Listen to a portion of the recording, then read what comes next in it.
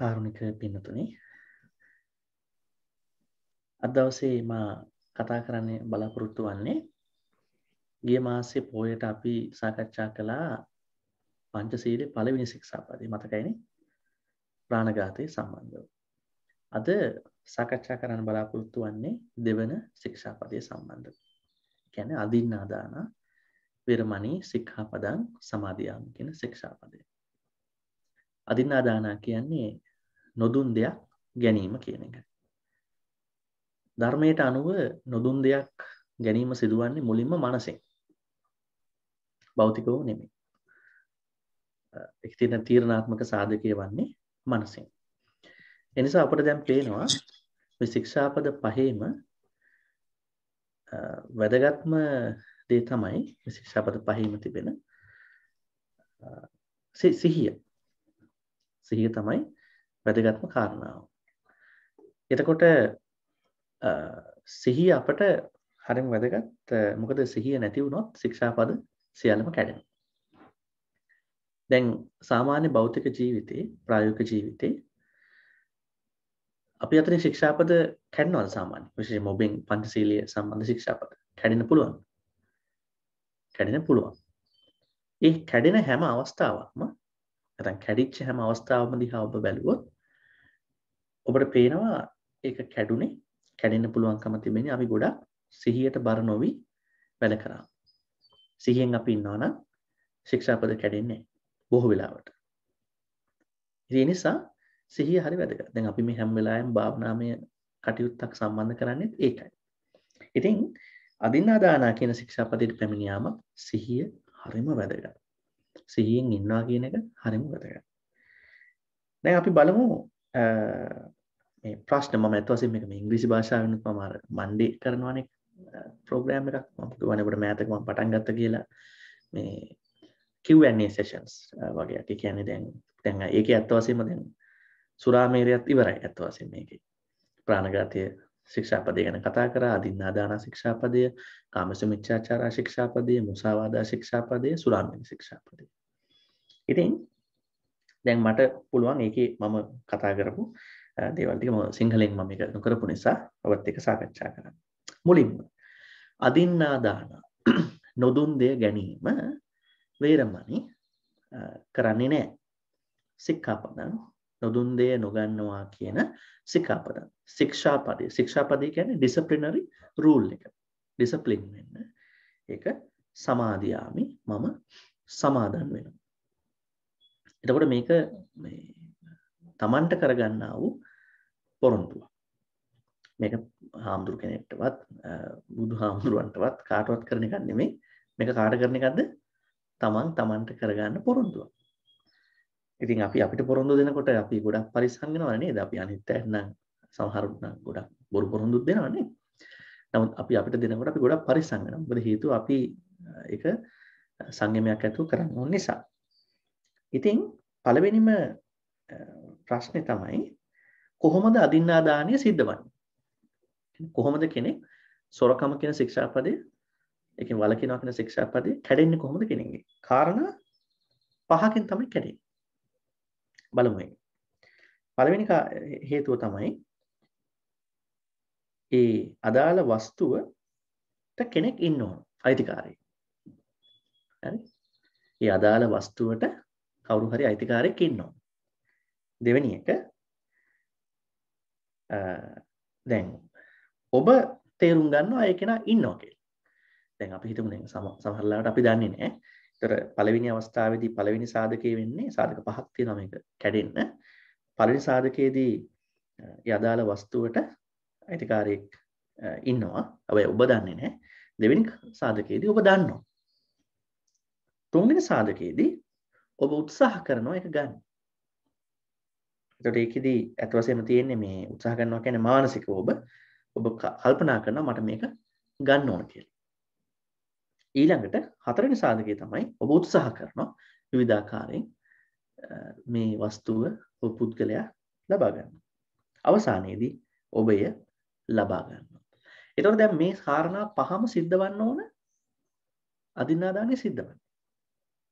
හරි? දැන් කෙනෙක්ට දෙවෙනි ශික්ෂාපදය කැඩෙන්න මේ සාධක පහම සිද්ධ වන්න ඕනේ. ඒතර මේ සාධක පහම නැතුව ඊට කලින් කීපයක් කැඩුනොත් ඒ සාධක සම්පූර්ණ වුණොත් අදිනාදානිය සිද්ධ වෙලා නැහැ. හැබැයි ඔබගේ හිතට අනුව කර්ම හැදෙනවා. දැන් අපි හිතමුකෝ ඔබ උත්සාහ කරනවා ස්ටීල් කරන්න. හරි? එතකොට එතන අදිනාදානිය කැඩෙන්නේ නැති වෙන්න පුළුවන්. නමුත් ඔබ කර්ම රැස් කරගන්න. නමුත් අදිනාදානිය කැඩෙන්න නැත්නම් දෙවන ශික්ෂාපදයේ කැඩෙන්න මේ පහම සම්පූර්ණ වෙන්න ඕන. දැන් ඒකනේ පින්වත්නි මේ මම ඔය ගොඩක් මේ ධර්මයේ සාකච්ඡා කරද්දී මම දවසක් කියපු දෙයක් තමයි මම ගොඩක් කතා කරනවා මේක. දැන් මේ අපි සංසාර ගමන ගැන පොඩ්ඩක් ආපස්සේ හැරලා බැලුවොත් අපි පින් වලට වඩා පවුනේ කරලා ඇත්තේ. දැන් මම හොඳම උදාහරණයක් මේ ජීවිතය ගන්න. මේ ජීවිතේ අපි දවසක් ගත්තොත් අපි දවසේ නිදා ගන්න වෙලාව ඇර අනිකුත් ගොඩක් ගත කරන වෙලාවන් වල අපිට කුසල් සිත් වලට වඩා අපිට තියෙන්න පුළුවන් අකුසල් සිත්. එහෙම හිතෙනව නේද? එහෙම වෙන්න පුළුවන් ගොඩක් වෙලාවට. අපි හොඳට පරීක්ෂා කරලා බැලුවොත් ඒ පැය 24න් පැය 7ක් නිදාගෙන ඉතිරි පැය 17 වගේ ගත්තොත් අපි ගොඩක් වෙලාවට ලෝභයට බර වෙච්ච හිත් තමයි අපිට තියෙන්නේ. කේන්තියට බර වෙච්ච හිත් තමයි අපිට පවතින්නේ. ඊළඟ මෝහයට බර වෙච්ච හිත් තමයි තියෙන්නේ. නමුත් ඇයි කොහොමද මේ මිනිස්සු මිය ගිහිල්ලා ආයේ මිනිස්සු වෙන්නේ? ඒකට හේතුව මම කියන්නම්. යම්කිසි කෙනෙක් කරන මේ වර්ධව ගන්න එපා. යම්කිසි කෙනෙක් කරන එක කුසලයේ තියෙන බලවත්කම අකුසලයට වඩා බලවත්. දැන් අපි හිතමු මේ යම්කිසි කෙනෙක් මිය ගිහිල්ලා දැන් බුදුහාමුදුරු කියනවානේ බාලපඬිත සූත්‍රේ මජ්ක්‍ධිම නිකායේ. ඒක සමහර කට්ටියට හරියට තේරෙන්නේ නැහැ. දැන් ගොඩක් කට්ටිය හිතනවා මැරිලා නැවත මිනිස්සෙක් වෙනවා කියන එක අර එක ඇහක් කන වෙච්ච කැස් බෑවා වීසතුරින් අහස බලනවා. ඇත්තට මෙතන කියන්නේ මිනිස්සෙකුට මිනිස්සෙක් වීමේ සම්භාවිතාවය නෙමෙයි. ඒ සාම්පලක නෙමෙයි කියන්නේ. එතන කියන්නේ සතෙකුට තිරිසන් සතෙකුට ඒ කියන්නේ අපාගත සත්වයෙකුට මිනිස්සෙක් වීමේ සම්භාවිතාවය ඒවයි. නමුත් අපි ඔන්න දන්න මිනිස්සු සූත්‍ර කියවන්නේ නැති කට්ටිය එහෙමෙන් ධර්මයේ එහෙමෙන් අහලා ඉන්නවා YouTube එකකින් අර එහෙමෙන් කියවන්නේ නැතුව දැන් හඳුනනවා බණට කිව්වයින් පස්සේ ඔය ගිහලා පොඩ්ඩක් කියවන්න පොත අරගෙන ටෙක්ස්ට් එකක් තියෙනවානේ බේස් එකක් ඇතුළේ. බණේ කියන එක මේ අපිට ඕන ඕන එක කියන්න බෑනේ. ඒතර මේ බේස් එක බැලුවොත් බාලපඬි සූත්‍ර කියනවා මේ තිරිසන් යෝනි විශේෂම තිරිසන් සතෙකුට නැවතත් මිනිස්සෙක් වීමේ සම්භාවිතාවය අර කතාව. නමුත් මිනිස්සෙකුට මිනිස්සෙක් වීමේ සම්භාවිතාවය වැඩි. මොකද එයා පුරුදු පුහුණු කරන්නේ මනුස්ස ගතිය. දැන් මම ඕක අර සමහරව අහනවානේ මේ බල්ලෙක් ඇති කරාට වැරදිද කියලා. නෑ ප්‍රශ්නයක් නෑ. හැබැයි ඒ සතා හින්දා ඔබ කාර්ය බහුල වෙනවා නම් ධර්මයෙන් ඈත් වෙනවා නම් ගැටලුවක් තියෙනවා. ඔබට ගොඩක් වෙලාට එන්නේ ඒ වැඩි. සමහරවිට බණක් අහන්න වෙලාවක් නැහැ. කුසලයක් ගැන හිතන්න වෙලාවක් නැහැ. මොකද අරයත් එක්ක දැන් අනික කාලයක් යනකොට වෙන්නේ අර සතත් එක්ක කතා කරන්න ගන්නවා. ඊට පස්සේ එයා හිතනවා මෙයා මාත් එක්ක කතා කරනවා කියලා. ඊට පස්සේ මෙයා hina වෙන්නේ සතත් එක්ක. හරි? ඊට පස්සේ මෙයා කතා කරන්නේ එයත් එක්ක. මෙයා නිකන් දැන් ඒ සතා මොකක් හරි වෙන විදියකට ඉන්නේ නැහැ. මෙයා හිතනවා එයත් එක්ක කතා කරනවා. හරි? එහෙමත් මොකද දැන් අර ආදරය කියන එක වැඩි වුණාම එක එක සත්තු එක ආකාරයට ප්‍රතිචාර දක්වන්න පුළුවන්. නමුත් කාලයක් යනකොට එයාට මිනිස්සු එපා වෙලා අර සතාගේ මානසිකත්වයට යනවා. අන්න එතකොට එයාට අපාගතීමේ හැකියාවක් තියෙනවා. මොකද හේතුව එයා කටයුතු කරන්නේ මිනිස්සුත් එක්ක නෙමෙයි. මොකද මිනිස්සු දුස්සීල වුණා මිනිස්සු දුස්සීල වුණා මිනිස්සු. මොකද හිත දියුණු කරපු නිසානේ මිනිස්සෙකුට මේ ජීවිතේ නරක වැඩ කරන්න පුළුවන්. යම් විදිහට. නමුත් එයා ආශ්‍රය කරන්නේ, එයා හිතන්නේ, එයා ඉන්නේ මිනිස්සුත් එක්ක. ඔන්න ඕක තමයි සම්මාදිට්ඨිය කියන්නේ. ඔය බුදුහාමුදුරු කියනවානේ කොච්චර පින් කරත් සමහර මිනිස්සු මැරිලා අපාගත වෙනවා කියලා. ඇයි ඒ? මජ්ක්‍ධිම නිකායේ මහා කම්ම විභංග සූත්‍රය සර්ච් කරලා බලන්න. මජ්ක්‍ධිම නිකායේ මහා කම්ම විභංග සූත්‍රය. සූත්‍ර උන්වහන්සේ කියනවා සම්මාදිට්ඨිය නිසයි මරණ මොහොතේ සම්මාදිට්ඨිය නිසයි කෙනෙක් සුගතිගාමී වෙන්නේ. ඔන්න සම්මාදිට්ඨිය. දැන් මගේ මේ මණ්ඩේ මේ සම්දා මගේ Q&A session එක මම යනවා ආරෂ්ඨායක මාර්ගයට. සම්මාදිට්ඨිය තමයි කරන්න තියෙනවා. මොකද දැන් මේ සම්මාදිට්ඨිය තමයි අත්‍යවශ්‍යම කාරණාව. ඔය අනිකුත් සියලුම කටයුතු මූලික වෙන්නේ සම්මාදිට්ඨියට. අරසක් මාර්ගේ පටන් ගන්න එතන ඉන්නේ. ඒතර සම්මා සංකප්ප, සම්මා වාචා, කම්මන්ත ආජීව, වායාම, සති සමාධි මේ ඔක්කොම තියෙන්නේ සම්මාදිට්ඨියත් එක්කයි. භාවනාව අරවා මේ ඔක්කොම තියෙන තැනත් එක්කයි. මොකද අපිට දෘෂ්ටි අපේ වැරදුනොත් අපි කරන අනිකුත් සෑම ආධ්‍යාත්මික කටයුත්තක්ම අපිට වර්ධිනවා. ඉතින් මම කියන්න ගියේ මේ විශේෂයෙන්ම මේ මෙතනදී අපි බුද්ධිමත් විය යුතුයි. දැන් සොරකම කියන අවස්ථාවට අපි ආවොත් මෙතෙන්දී සිද්ධ වන්නේ මානසික පැත්තක් තිබෙනවා. මේක සම්පූර්ණ විය යුතුයි. නැවතත් මම කලින් ගියොත් අර ඉපදීම සම්බන්ධ කාරණාවෙත් අපි දවසේ ගොඩක් වෙලාවට අපිට අකුසල් ආවත් අපි උත්සාහ කරනවා මේක වැරදි, මේක නිවැරදි කරගන්න ඕන. ඒක නිසා තමයි අර කරන පොඩි කුසලයේ වුණත් නරක වැඩට වඩා හරි බලවත්. ඒක කියන්නේ හැම වෙලාවෙම හොඳ සිහියේ ඒ කුසලයට ආවේනික වෙච්ච මානසික මට්ටමකින් ඒ කුසල් කරන්න. ඒක හරිම බලවත්. ඒකෙන් කියන්නේ නරක වැඩක් කරන්න කියලා. නරක වැඩ කරන්න එපා, පුළුවන් තරම් උත්සාහ වෙන්න. ඒක නොකර ඉන්න. හොඳයි, අපි ටිකක් ඈතට ගියා ඉතින් මම කියන්න උත්සාහ කරේ මේ දවස ගත වෙන විදිය ගැන. පොඩක් හිතලා බලුවා. එතකොට දැන් ඔන්න වස්තුවක් අයිතිකාරී සහිත වස්තුවක් තිබෙන්න ඕන. ඒ වගේම Taman දැනගන්න ඕනේ ඒක අයිතිකාරී සහිත වස්තුවක් කියලා. ඒ වගේම තමන්ට සිතක් පහළ වෙන්න ඕන එක ගන්න. ඒ වගේම තමන් ඒකට උත්සාහ කරන්න ඕන ගන්න.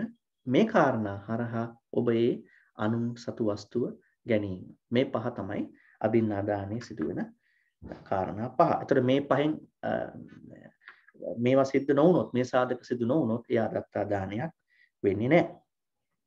මේක බුදුහාමුදුරු පෙන්눔 කළා තිනවා අභිධර්ම පිටකේ අත්තසාලිනී කියන පුතේ උන්වහන්සේගේ දේශනාවේ තිබෙනවා ඒ කාරණා ටික.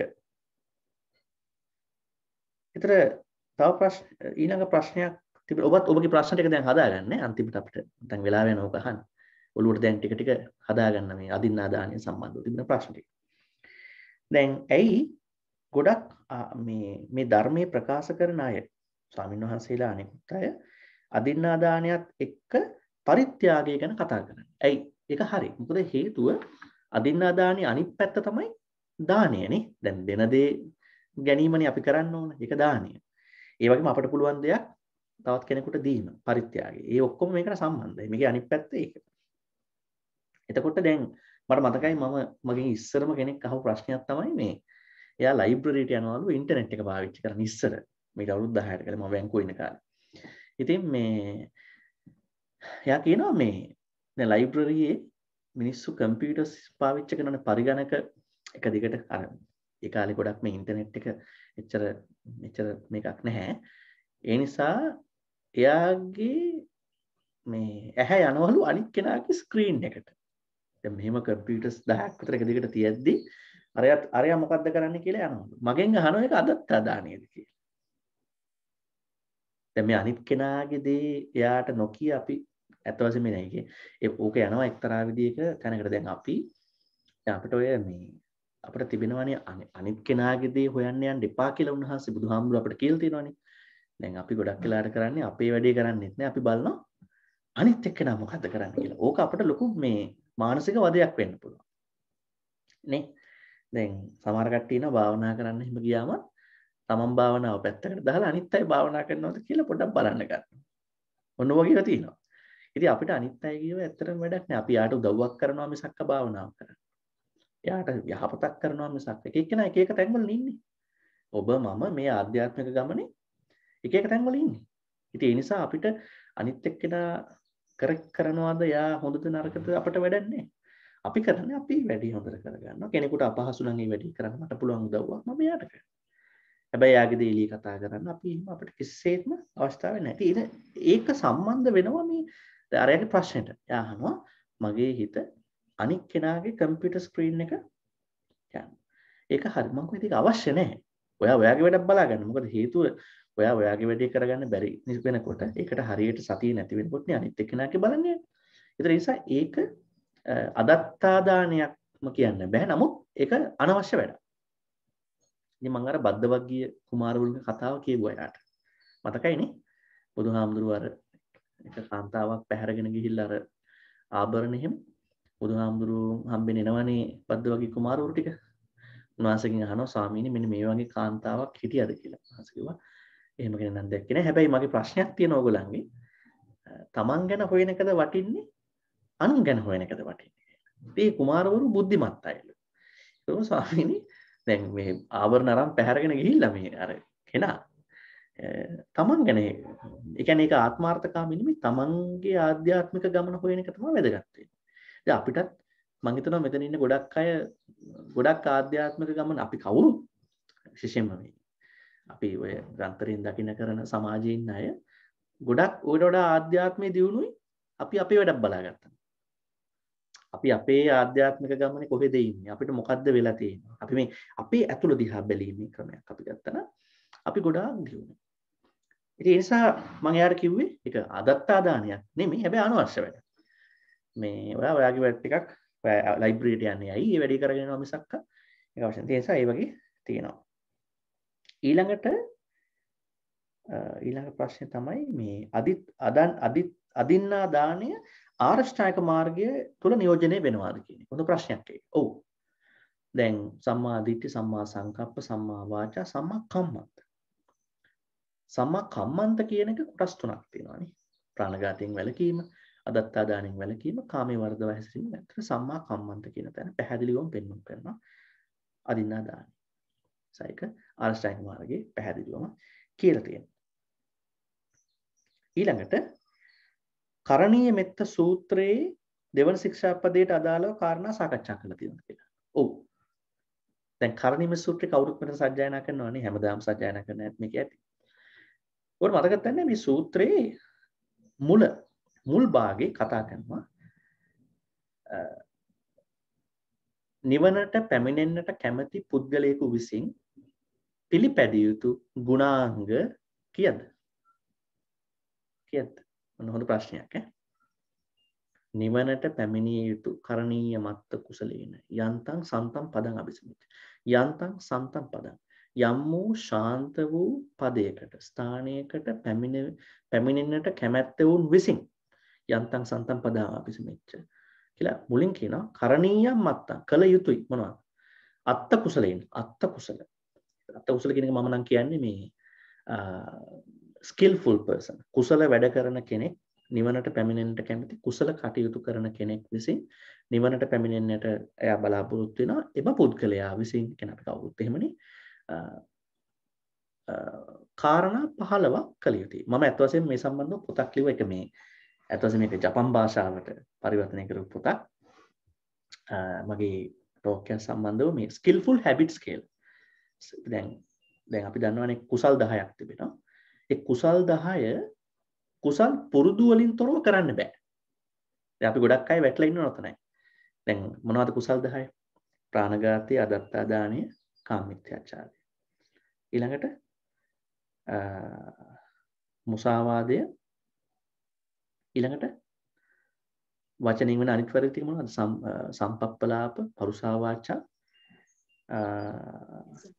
විසුනා වාචා. ඊළඟට අවිද්‍යාව, ව්‍යාපාද, මිත්‍යා දෘෂ්ටි. දැන් මේ 10 වෙනි කුසල් 10. මේවයින් වලකින එක කුසල් 10. මේ 10 මෙහෙමම කරන්න බෑ කුසල් පුරුදු නැතුව. මම හැම වෙලාවෙම කියන එක. skillful habits මේවා skillful activities. අපි කියන්නේ කුසල් කරන්න. ඒවා skillful activities. ඒත් දැන් අපිට ඕනම දෙයක් habit එකක් නොවි කරන්න බෑනේ.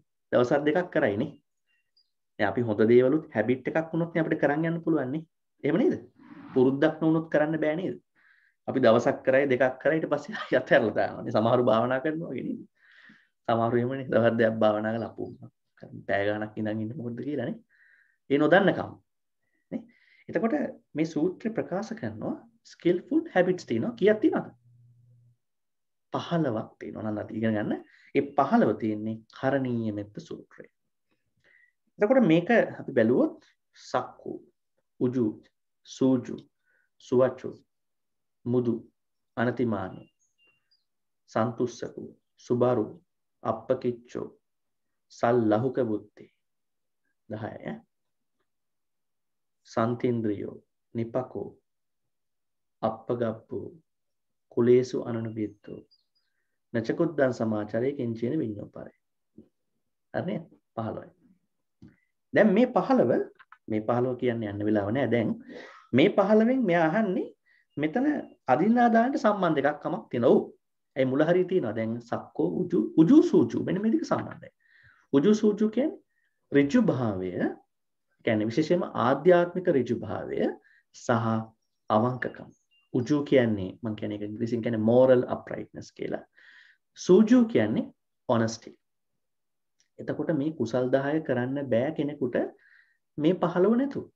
දැන් ඇත්තටම වංක වෙලා තමන්ට තමන් වංක වෙලා මොන සීලියක්ද කරන්න පුළුවන්, මොන කුසලයක්ද කරන්න පුළුවන්. මොකද මේක අපිට අපේ අන්තර්ගතයේ තියෙන කාර්යයක් නේ. ඒ නිසා ඔන්න පැහැදිලිවම පේනවා කර්ණිමෙත් සූත්‍රයේ අර මම කියන්නේ කුසල් පුරුදු 15 පැහැදිලිවම කාරණා දෙකක් අදින්නාදානය සම්බන්ධව කතා කරනවා. ඊළඟට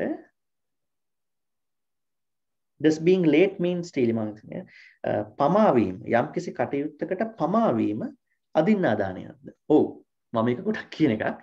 අපි කෙනෙකුට කියනවා 10ට එන්නම් කියලා. අපි යනවා 10ට. ඒක අර පුද්ගලයාගේ විනාඩි 10ක් අපි හොරගම් කරනවා. හරි?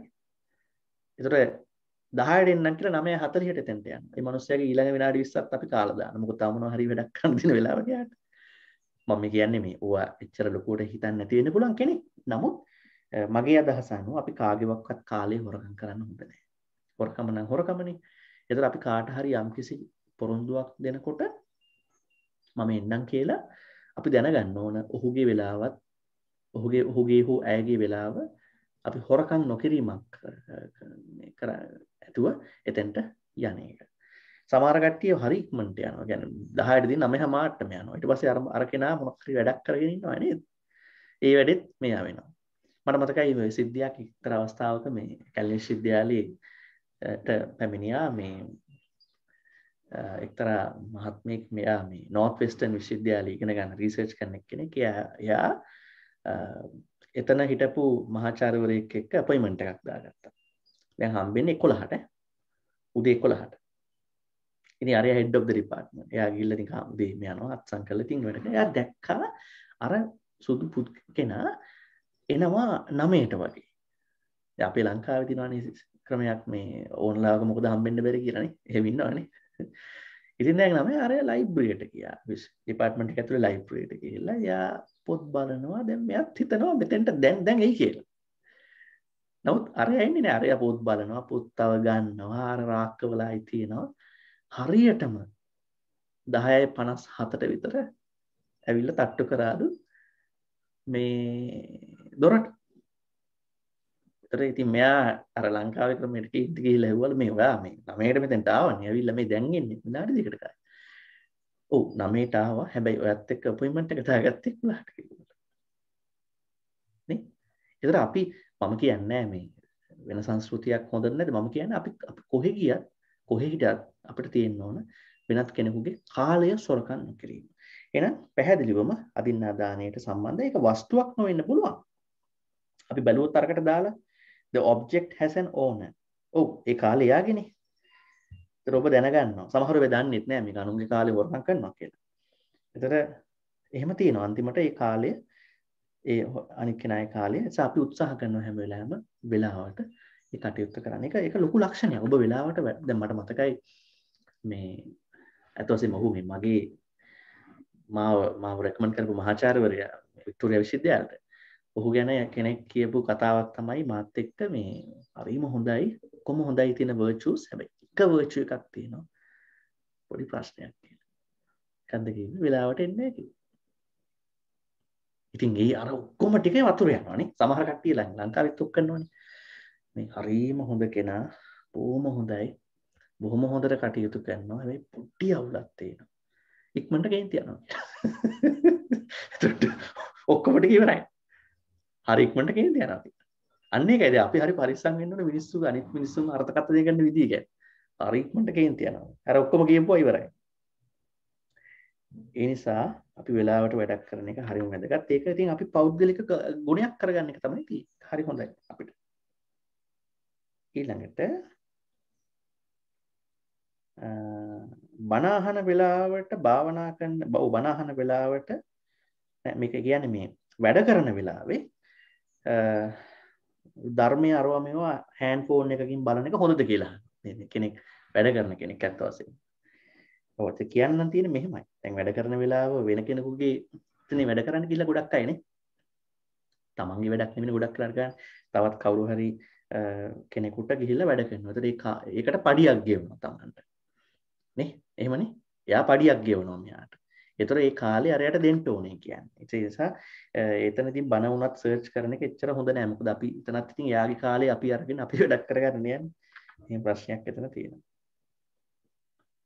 ඊළඟට කියනවා අහනවා ප්‍රශ්නයක් මේ නීත්‍යානුකූල නැති ඩවුන්ලෝඩ් කිරීම හොඳ දෙවන ශික්ෂාපදේ කැඩනවාද කියලා. ඉලීගල් ඩවුන්ලෝඩින්. ඔව්. අපි ඉතින් උත්සාහ කරනවා පුළුවන් තරම් අනුන්ගේ දේවල් කරන්න නැතුව පියවලක් ඇතුළක් කරන්න. ඊළඟට මෙන්න මේ සිද්ධිය හරි වැදගත්. මම මේක කිය යුතුම සිද්ධියක්. මේ මලක් ඉබීම සොරකමක්ද? මලක් ඉබීම සොරකමක්ද? මේකට මම පොඩි මේකට සූත්‍රයක් තියෙනවා අත් වශයෙන්ම. මේ සූත්‍රය තියෙන්නේ සංයුත්ත නිකායේ 9:14. හරි බලන්න මේ සූත්‍රය හරි හොඳ සූත්‍රයක්. ඒකේ නම ගන්ධට්ඨේ නැත්නම් පදුම පුප්ප සූත්‍රය. මේ සූත්‍රය වෙන්නේ අත් වශයෙන්ම මේ හාමුදුරු නමක් කැලේට ගිහිල්ලා උන්වහන්සේ මේ විශේෂයෙන්ම මේ පිණ්ඩපාතේ එහෙම කරගෙන ඇවිල්ලා උන්වහන්සේ මේ නෙළුම් පොකුණක් ළඟට ගිහිල්ලා නෙළුම් මල ආග්‍රහණය කරනවා. එතකොටම එතන හිටපු දෙවියෙක් ඇවිල්ලා කියනවා මේ ෆොරෙස්ට් එකේ මේ ඔබ වහන්සේ මල් හොරෙක් කියලා. ඒක හොඳ කතාවක්. මම මේක කියන්නම් මෙන්න මේ විදිහට. You sniff this water-borne flower that has not been given to you. අන්න. දැන් කැලේ තියෙන හාමුදුරන්ගේ තර්කේ වෙනවා පස්සේ මේ කැලේ තියෙන එකකට අයිතිකාරයක් නැහැනේ. This dear sir is a factor of stealing. You are a thief of a cent. අන්න. එතකොට දැන් මේ සිද්ධියේදී හාමුදුරුවෝ කියනවා I don't take, don't damage. I just sniff at the lotus from far away. අනක ළඟටත් ගිහිල්ලා නෙමෙයි ඈතින් ඉඳලා එක් කරන්නේ. So why do you call me a thief of cent? එතකොට ඒ දෙවියා කියනවා මේ හාමුදුරුවන්ට ඊටාම හොඳට සීලය ආරක්ෂා කරගෙන ඉන්න කෙනෙකුට පොඩි හෝ වැරද්ද වුණත් මේ විශාල වලාකුළක් වගේ කියලා. එම නිසා මේ Tamanට අයිති නැති කැලේ අයිතියක් නැහැ මිනිස්සු හැමදෙනාටම. එතකොට මේක මන් දකින්නවා මේක සොරකමක්. ඇත්තට හාමුදුරුවෝ කියනවා මට දැන් තමයි ඒක තේරුනේ. මීට පස්සේ මට මේ විදියට මේ පෙන්ලා දෙන්න කියලා. ඒ වගේ අවස්ථාවක් වුණා. එතකොට ඒ දෙවියා කියනවා මේ මට මේ වැඩේ කරන්න බෑ. මම මේක ඔබ වහන්සේට මම කිව්වේ මොකද හේතුව මේක ඔබ වහන්සේට හොඳ නැහැ කියලා. දැන් මේකෙන් පෙන්වන්නේ මොකක්ද දන්නවද? මේක පෙන්වන්නේ අපි ශික්ෂාපද ආරක්ෂා කරනකොට මේ ලිටරල් ෆුල්ෆිල්මන්ට් එක. නැත්නම් අර වාචිකව තියෙන තැනට එහාගේ හිතන්න ඕන. අනුන්ගේ දෙයක් ගැනීම කියන එක අපි ගිහිල්ලා මේ භෞතිකව ගැනීම අර දැන් සාධක පහේ තියෙනවානේ භෞතික ගැනීම. ඊට එහා ගිහිල්ලා මේ ගැන හිතන්න ඕන. දැන් ඇත්ත වශයෙන්ම අපේ හිත හැම වෙලාවෙම පවතිනවනේ මේ අනුන්ගේ දෙයක් අපි අල්ලන්න හොඳ නැහැ. මේ දැන් පොඩි කාලේ අපට උගන්වනවානේ අම්මයි තාත්තයිනේ ගෙදරකට ගියාම අනුන්ගේ දේවල් ඔය අරෙමේ තියෙන බඩු මුට්ටු අල්ලන්න එපා කියලා. සමහර ගෙවල් වලට ගියාම සමහර පොඩි කාණ්ඩේ හරි අමාරුයි නවත්ත ගන්නනේ. හැම එකම අදිනවා. මොකද ඒගොල්ලන්ට හරියට දෙමව්පියෝ අවවාද කළා නෑ මේ අනුන්ගේ දේවල් ගෙවල් වලට ගියාම අදින්න කරන්න එපා. එහෙම කරන්න එපා. ගිහලා වාඩි වෙලා පිළිවෙලට ඉන්න. ඒතර මේවා පොඩි කාලෙම අපේ ඔළුවට දාන්න ඕනේ. පොඩි කාලේ දැම්මේ නැති වුණා කියන්නකෝ. අපිට පසු කාලෙත් අපිට එන්න ඕන අනුන්ගේ දෙයක් මගේ දෙයක් නෙමෙයි. එතකොට අපට මේ සොරකම් නොකිරීමේ හිත පහළ වෙනවා. අන්නේ හිත හදාගන්න තමයි මේ හාමුදුරන්ගේ කතාව අපිට වැදගත් වන්න පිළිගන්න. ඒතර අපි හැම වෙලාවෙම හිතමු අනුන්ගේ දෙයක් අපි අඩු ගානේ ආග්‍රහණයවත් කරන්නේ නැහැ කියලා. ඒතර හරි ලොකු පණිවිඩයක් ඒක තියෙනවා. මේ දෙවියා මේ හාමුදුරන්ට කියන්නේ මේක දුසිල්වත් හාමුදුරු කෙනෙකුට මේක ප්‍රශ්නයක්. ඔබ වහන්සේට වහන්සේ බොහෝම සිල්වත් කෙනෙක්. එහෙනම් මේ ඈතින් වුණත් මෙතන මේ නෙළුම් මල ආග්‍රහණය කරපු එක ඔබ වහන්සේට හොඳ නෑ. ඒ නිසා මේ මීට පස්සේ ඒක නොකර ඉන්න මොකද ඒක සීලයට බාධාවක් වෙන්න පුළුවන් කියලා. හොඳ දෙයක්. හැබැයි මම මේකෙන් කියන්නේ මේක ඔබ 100% කරන්න දැන් හාමුදුරු කෙනෙකුට මේක හරි වැදගත්. ඔබට තියනවානේ කරන්න පුළුවන් මට්ටම. ඔබ ඉන්නේ ගිහි ජීවිතේ. භික්ෂුන් වහන්සේ කෙනෙකුට උන්වහන්සේ කැප වෙලම ඉන්නේ සීලය සම්බන්ධව. නේ? ඒතර උන්වහන්සේට තියෙනවා ලොකු පළල් වෙච්ච දෙයක් මම ඒක කියන්න ගියේ මේවා ගැන හිතන්න කියලා. ඒකේ සූත්‍රේ නම තමයි සංයුත්ත නිකායේ පොඩක් සර්ච් කරලා බලන්න. ඔබට මම ලේසි විදියක් කියන ඉන්ටර්නෙට් එකේ Google එකේ ටයිප් කරන්න SN 9.14 මේ සූත්‍රේ නම පදුම පුප්ප සූත්‍රය සිංහලෙන් බලා ගන්න පුළුවන්. ඊළඟට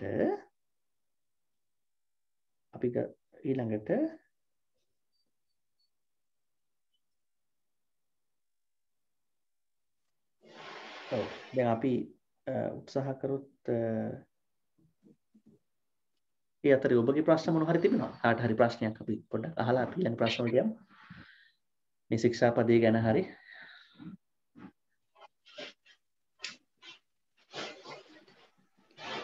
අම්ද්‍රෝනේ මේ ඔව් කියන්න තව කෙනෙක් කියනවා කවුද ඒ නෑ මහත්තයා අහන්න එක අහන්නලු හොඳයි ආන්ද්‍රෝනේ මල් සම්බන්ධවම ප්‍රශ්නයක් තමයි ඔව් කියන්න දැන් අපි මල් බවලා තියෙන කෙනෙක්ගේ මලක් අපි කඩපුවා මේක අපි දන්නවා සම්පූර්ණ වැරද්දක් කියලා දැන් ආන්ද්‍රෝ කිව්වා වගේ කැලේක තියෙන මලක් එතකොට ඒකට අයිතිකාරයෙක් නෑ කවුරුත් බවලා නෑ නමුත් ගහක් මල් හදන්නේ සුවඳ දෙන්නේ වර්ණවත් කරන්නේ මිනිස්සු ටාගට් කරගෙන නෙමෙයි කුමි සතුන් සමනලියෝ වගේ මීමැස්සෝ වගේ සතුන් අරගෙන මොකද ඒක මලෙන් පරාගණය වෙලා ඒගොල්ලන්ගේ ඉතිරි පරම්පරාව ඇති වෙනවා එතකොට අපි මේ මලක් කඩපුවාම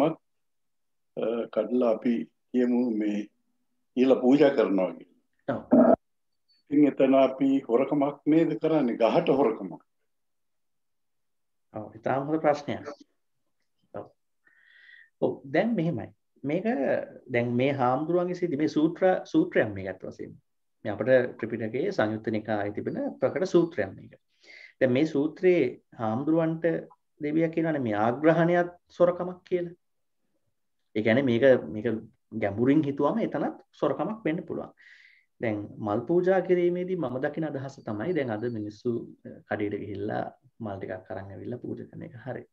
නමුත් බුදුහාමුදුරුවෝ පෙන්වුම් කළා තියෙනවා දැන් ගොඩකදී මල් දැන් අපි මලක් කැඩුවම ඒ මල ඉක්මනට පර වෙනවා. නේ? මල ඉක්මනටත් පර වෙනවා ගහටත් අර ඔබතුමා කිව්වා වගේ ගහටත් ගහ එක කරන්නේ අපිට කඩාගෙන යන්න නෙමෙයි. ඒක වෙන ලොකු අර්ථයක් ඒකේ තියෙනවා. එතකොට බුදුහාමුදුරුවෝ පෙන්වුම් කරනවා ඒක අටුවාවෙත් තියෙනවා අත් වශයෙන්ම ගහේ තිබෙද්දිම මල් පූජා කරන්න කියනවා. ඒතර ගහට කරදරයක් මගේ වැඩෙත් කරනවා. ගහේ වැඩෙත් කරනවා. මං ගිහලා කඩන්න ගියාම මගේ වැඩේ කරනවා. ගහේ වැඩේ කරන්නේ නැහැ.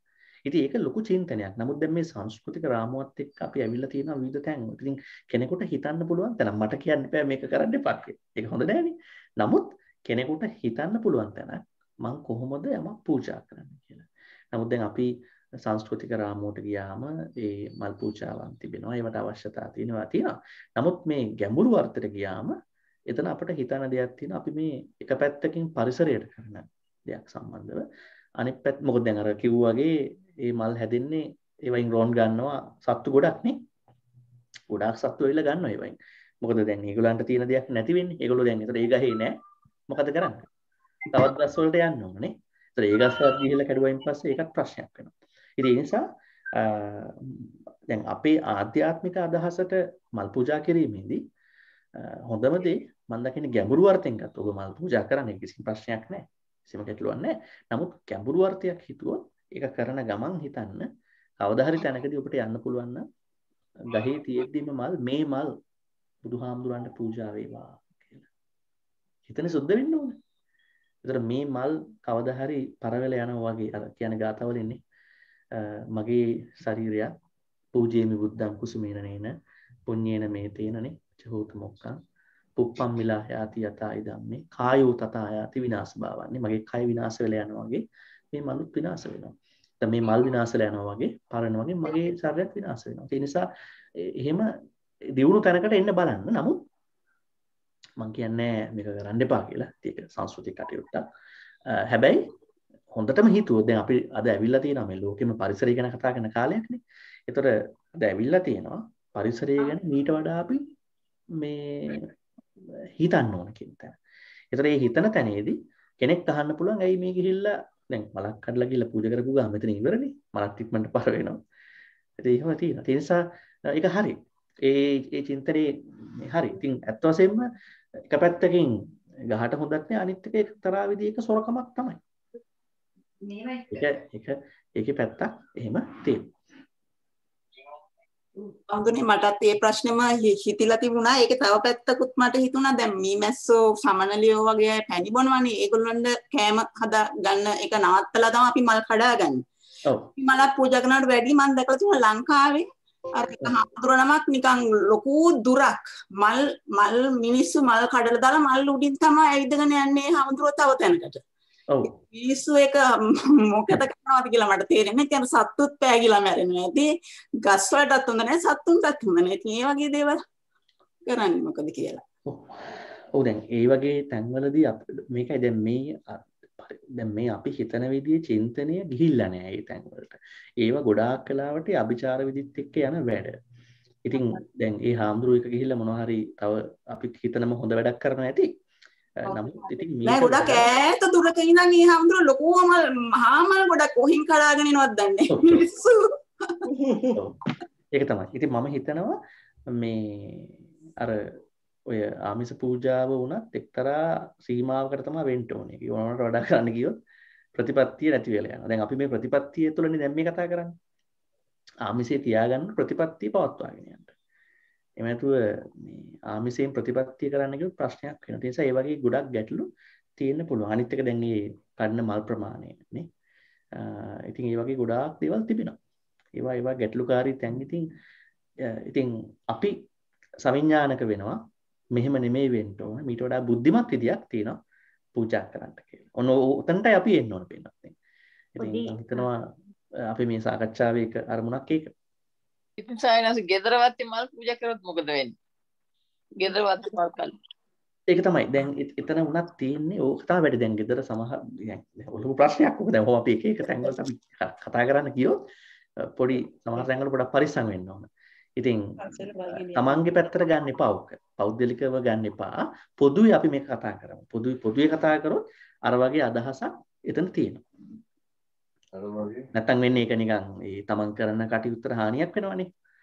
මේ ඒක පොදුවේ අපි ගමු. පොදුවේ ගත්තොත් අර වගේ අදහසක් මේ තියෙනවා. එහෙමයි. හාමුදුරනේ මටත් තියෙන ප්‍රශ්නයක් මේ දැන් මට අයිති නැති බව දන්නවා. ඒ වුණාට මම ඒක වෙන කාටවත් අයිතිද කියලා දන්නෙත් නැතුව එක ගත්තොත් ඒ කියන්නේ මම හිතන්නේ මේ අපි ඇවිදන් යනකොට මොන හරි දෙයක් දකිනවා එතන වැටිලා තියෙනවා වගේ දෙයක් මේක අයිතිකාරයෙක් ඉන්න පුළුවන්. නමුත් මම දන්නේ නැහැ ඇත්තටම ඉන්නවද කියලා. නමුත් මට අයිතිත් නැතුව ඒක මම ගත්තොත් එතෙන්දී සොහොරකමක් වෙනවද? ඔව් ඒක හොඳ ප්‍රශ්නයක්. දැන් මේක ඇත්තටම ප්‍රශ්නයක් තිබුණා ඔය සම්බන්ධව. දැන් පළවෙනිම කාරණාව තමයි දැන් හැම වස්තුවකටම අයිතිකාරයෙක් ඉන්නවා ඇත්තටම. ඩොලර් 10ක් සල්ලි මුදල් නම් අනිවාර්යෙන් තියෙනවා. දැන් අපි හිතමු මෙන්න මේ වගේ මේ තියෙන ප්‍රශ්නයක් ඔය තමයි. There was a crumpled up dollar bill on the stairs when I was coming out of work today. I looked around and didn't see anyone who might have dropped it. මේ වාතාවරණය තමයි. I picked it up and walked away. Pretty soon I went back and laid it back on the steps again. I realized I really didn't know how the second precept should be applied to found items which don't have an apparent owner. There are lots of examples. Wild berries in the woods, wild flowers in a vacant lot, something interesting that washes up on the shore, sea, around near sea, something that has been left on the side of a road, money lying on the ground with no one anywhere around, anywhere, an apparently abandoned item in a desolate area. I hadn't really thought about this before, but as I was walking away with that dollar, I actually feel kind of guilty. So I would like to know, found items should be considered for the future. දැන් ඒකේ අපට ගන්න පුළුවන් උත්තරේ තමයි දැන් ප්‍රධානම කාරණාවක් තමයි මේ දැන් කෙනෙක් දැන් මුදල් නම් අනිවාර්යෙන් අපි දන්නවා කෙනෙක් ඕකට කැමති වෙනවා. ඒ කියන්නේ විශේෂයෙන්ම මේක මුදල් ජුවලරි ඔය දේවල් කවුරු හරි ඕන කෙනෙක් එතන ඉන්නවා. ඉතින් අපිට කරන්න තියෙන දේ ඒක කාට හරි කෙනෙකුට ඒ අතන අදාළ අර lost and found boxes අරම තියෙනවානේ. ඒ වගේ තැනකට දෙන එක. නැත්නම් ඊට සම්බන්ධ ආවේනික ළඟම තැනක් තියෙනවා නම් ඒ සම්බන්ධව දෙන එක. පර්ස් එකක් නම් එහෙම දෙන එක. wallet එකක් නම් දෙන එක. ඒ වගේ ක්‍රමයක් කරන එක. ඉතින් එහෙම නැතුව දැන් කවුරුත් නැහැ කවුරු හරි ඔක ගනි මම ගනි දැන් කට්ටි කරන්නේ ඒකනේ. අනිත් එක්කනට කලින් මම ওই ඩොලර් බිල් එක ඇහිලා ගන්න ඕනේ කියලා. එහෙම නේ. ඉතින් මට ඉතින් හොරකමනේ මගේ හිතේ තියෙන්නේ. නේ? මගේ හිතේ තියෙන හොරකම. ඒකට මට අයිති නැති දෙයක්. අනිත් එක කවදාකවත් එහෙම මිනිස්සේ කැමති වෙන්නේ නැහැ. එයාගේ දෙයක් එයාට අමතක වුණත් වෙනත් කෙනෙක් ගන්නවා නේ. ඒ නිසා එතන තියෙනවා පැහැදිලිවම පොදුවේ ගත්තොත් ඔක අපි කාටත් වෙන දෙයක්. මේ වෙන දෙයක්. ඉතින් මම හිතනවා එතන අදින්නාදානයක් පැහැදිලිවම වෙනවා. මොකද හේතුව එයා අදාළ පුද්ගලයා කැමති. නමුත් අපි ඒක ගන්නවා යම්කිසි එයාගේ වෙච්ච අතපසීමක් නිසා. ඉතින් අපිට තියෙන හොඳම වැඩේ ඒක බාර දෙන විදියට කටයුතු කරන එක. එහෙම නොවි සමහරවිට අපිට තේරෙනවා බාර දෙන්නත් බෑ. නමුත් අපි ඔක ගන්නත් අවශ්‍ය නැහැ කවුරුත්. මොකද හේතුව ගත්තම අනුන්ගේ දෙයක් නේ අපිට අයිති දෙයක් නෙමෙයි. එහෙම තමයි ගන්න වෙන්නේ.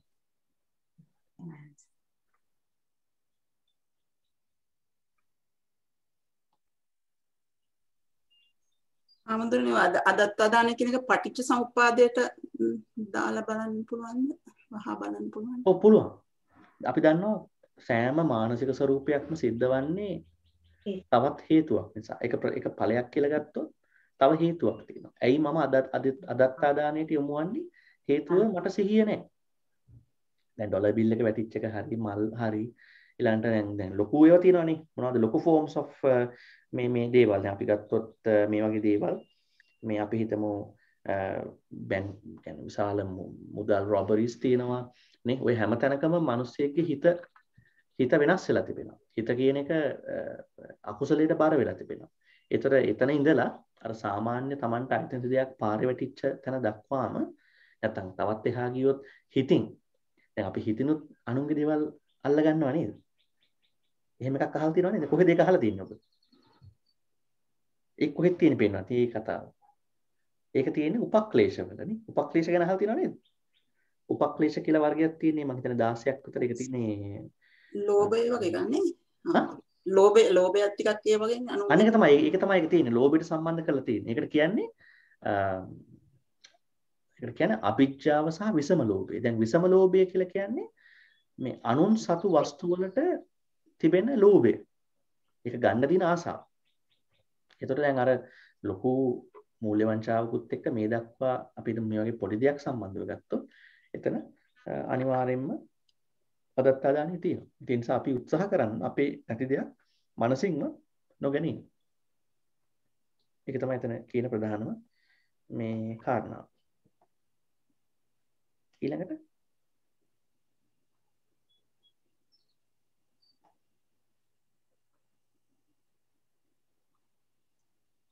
කෙනෙක් අහන ප්‍රශ්නයක් plagiarism කියලා එකක්. මේක academic stealing අර intellectual property දැන් අපි අනුන්ගේ article copy කරනවා ඉන්ටර්නෙට් එකේ එකක් copy කරලා ගෙලින්ම paste කරලා මේ අනුන්ගේ ඒතකොට ඒකත් අනිවාර්යයෙන්ම stealing වෙනවා. මොකද හේතුව අපි අපේ දෙයක් නෙමෙයිනේ ඒක. ඉතින් අපි එහෙම දේවල් තියනවා. විශේෂයෙන්ම අනුන්ගේ දෙයක් ඒක. ඒ වගේ පැත්තකුත් තියෙනවා. හරි ඔබට තව තියෙන ප්‍රශ්න දැන් අහන්න පුළුවන්.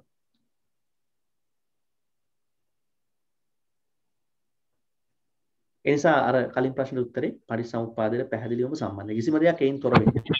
මොකද අපේ සෙන්ට්‍රල් ටීචින් එක පරිසම්පාදේ. ඒ නිසා සතියෙන් බැහැර වුණාම කෙනෙක් කරන්න පුළුවන්. සමහරු මිච්ඡා සතිය පාවිච්චි කරලා.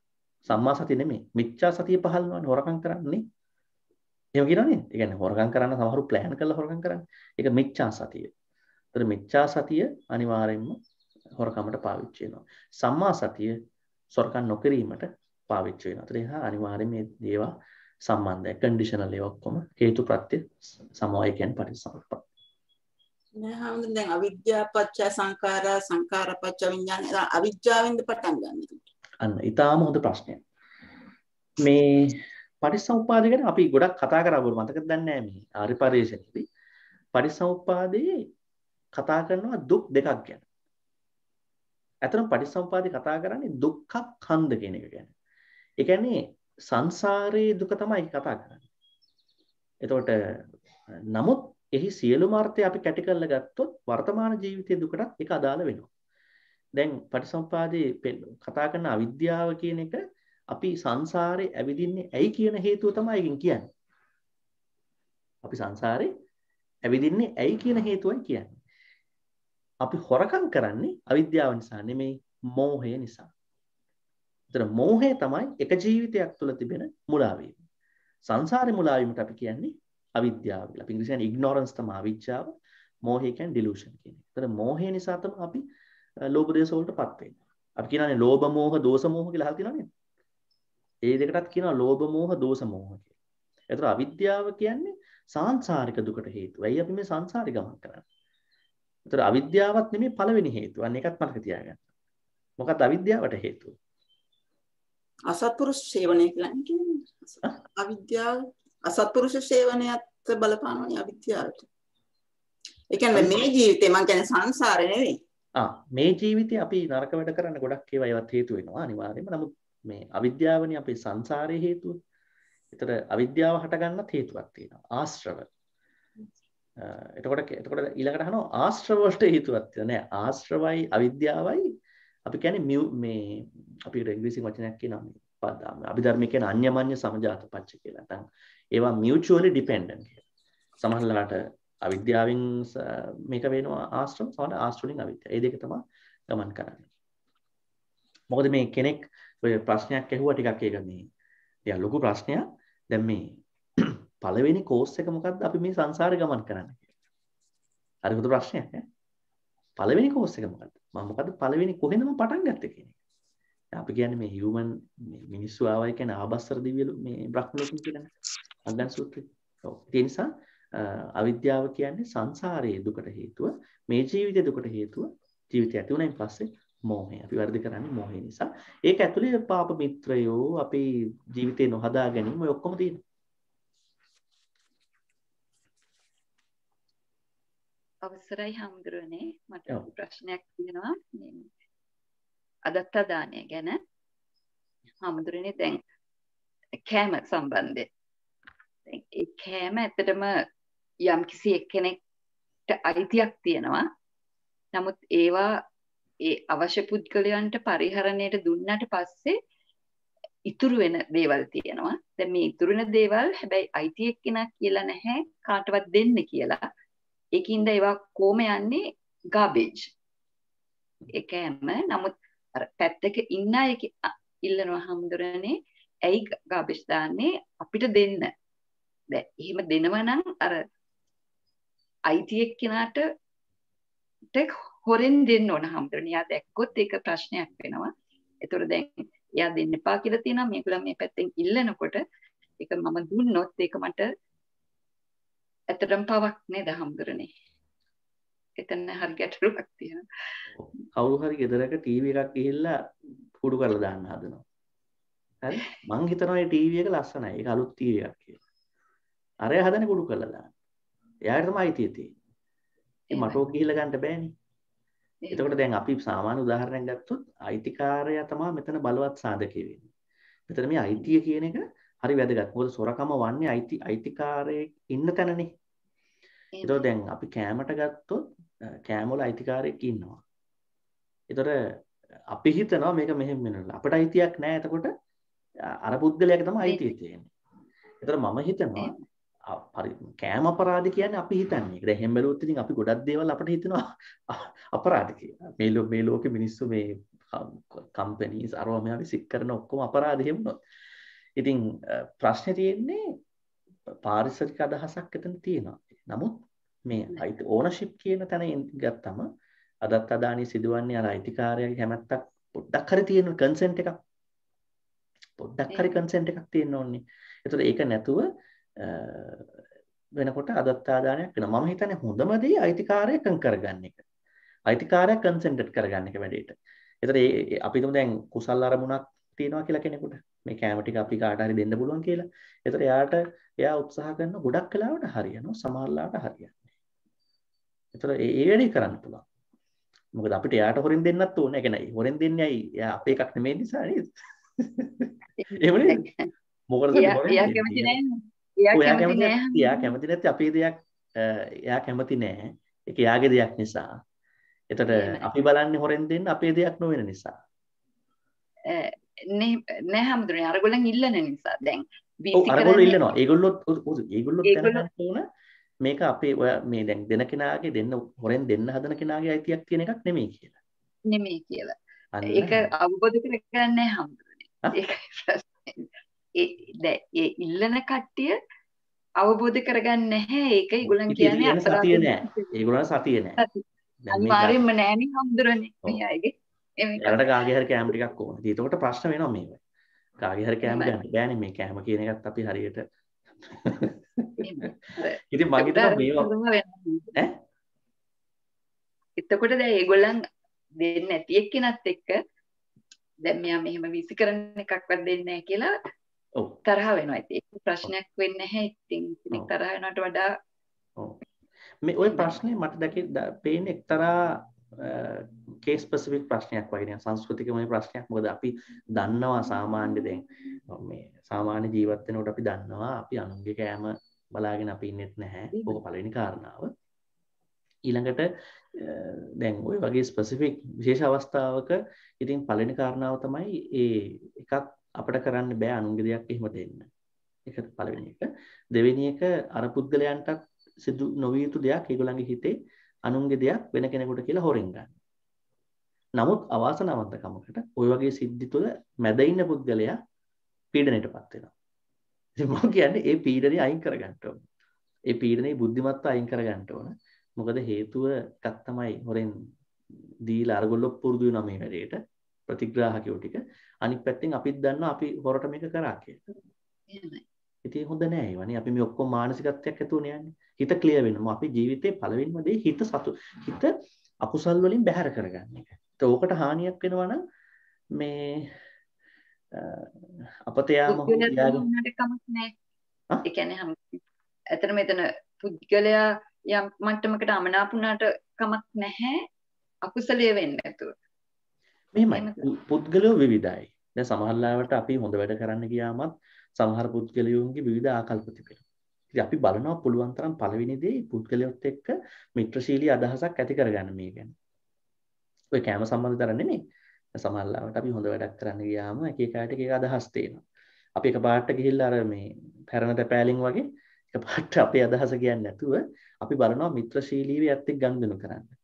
දැන් ඔය කටයුත්තෙත් අපිට පුළුවන් අපි මේ තියෙන කරදරේ ටිකක් යම් බුද්ධිමත් මට්ටමකට අවබෝධ කරලා දෙන්න. ඉතින් එතන එයා තීරුම් ගන්න නැතුව බලෙන්ම මේක ගන්න හදනවා නම් ඉතින් මම හිතනවා ලොකු ප්‍රශ්නයක්. අපිට ප්‍රශ්නයක් වෙන්න පුළුවන්. ඉතින් මම හිතනවා බුද්ධිමත්ව ඉස්සෙල්ලා මිත්‍රශීලීව යත් එක්ක පුළුවන් නම් කටයුතු කරන්න හොඳයි කියලා.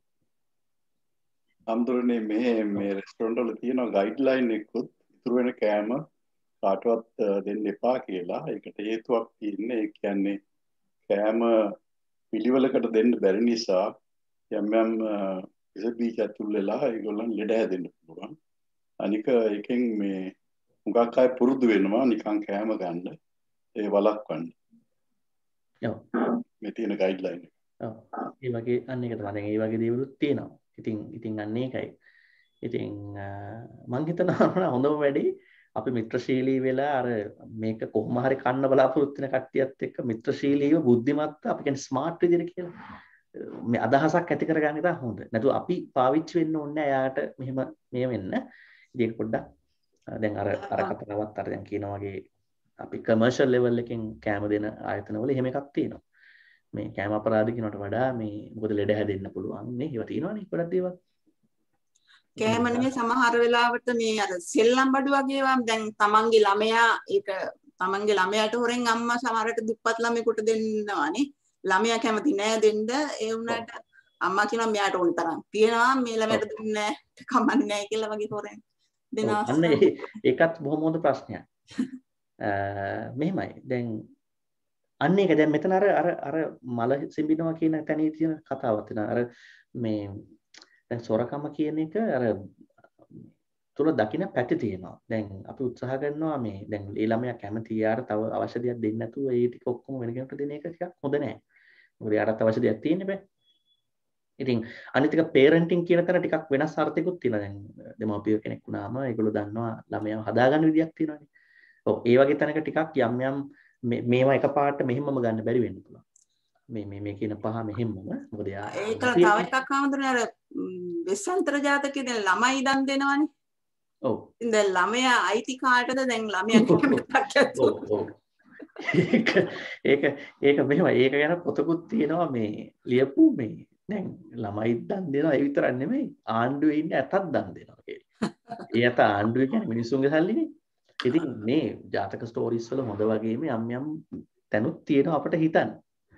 ඉතින් ඒ වගේ තැන් තියෙනවා. මම හිතනවා ඉතින් අපි මේ දන් දෙන්න අපේ වැඩේ කරගෙන අනිත් අය බිලි දෙන්න ඕනේ නැහැ. පෞද්ගලික අදහස නෑ. අපේ දානේ කරගන්න මේ අපි වටේ ඉන්න මිනිස්සු බිල් දෙන්න ඕනේ නැහැ. ඒක ඊට වඩා බුද්ධිමත්ව හිතන්න පුළුවන් වෙනවා. ඉතින් ඔය වගේ ගැටලු තියෙනවා. කොහෙත්ම මේ ඒ කියන්නේ ලොකු සාකච්ඡාවක් තියෙනවා මගුල් ලතා දුන්නේ කියලා. මොකද ඒක ආණ්ඩුවේ සල්ලි. ආණ්ඩුවේ සල්ලි මේ එක්කෙනාට ආකාරයෙන් පාවිච්චි කරන්න බැහැ නේ. මිනිස්සුන්ගේ සල්ලිනේ. ඊළඟට ඉතින් අර භාර්යාව ළමයිනේ. ඒගොල්ලෝ කාගේ හරි දානයක් වෙනුවෙන් කාගේ හරි දානකට ඒගොල්ලෝ බිලි වෙන්නේ මොකටද? ඉතින් මම හිතනවා ඒක දකින්න ඕන ටික බුද්ධිමත් විදියට. මෙහෙමයි ඔය ටෙක්ස්ට් එක ඕක ටිකක් දැන් ගොඩක් වෙලාවට ඔය ටෙක්ස්ට් එකේ තියෙන ඒවා ටිකක් බුද්ධිමත්ව කියවන්න ඕන. ඔක මොකද ඔක පොත් සෑහෙන කාලයක් ආපු දේවල් නේ.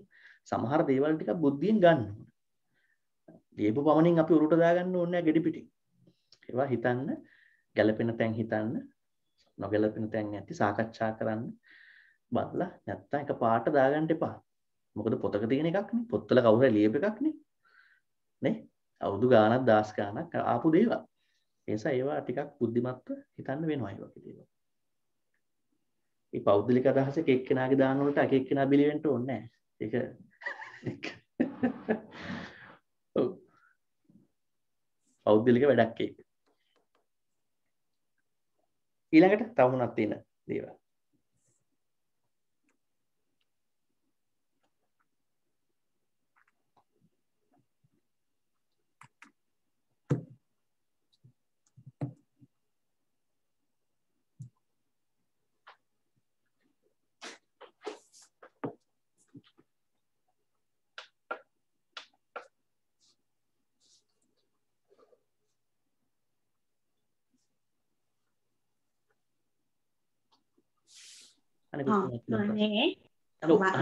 ප්‍රශ්නයක් තියෙනවා අපිට දැන් චේතනාවක්ම දැන් සමහර ඒවා හොරකම් කරනකොට අපි මේක හොරකම් කරනවා කියන දැනීමෙන්ම කරනවා සමහර ජෙනරලි දැන් අපි නිකන් ජීවත් වෙනකොට කරනකොට සමහර ඒවා චේතනාව කියන එකක්ම නැතුව අර අපි නිකන් කරගෙන යනකොටම එතකොටත් ඒ පවම සිද්ධ වෙනවද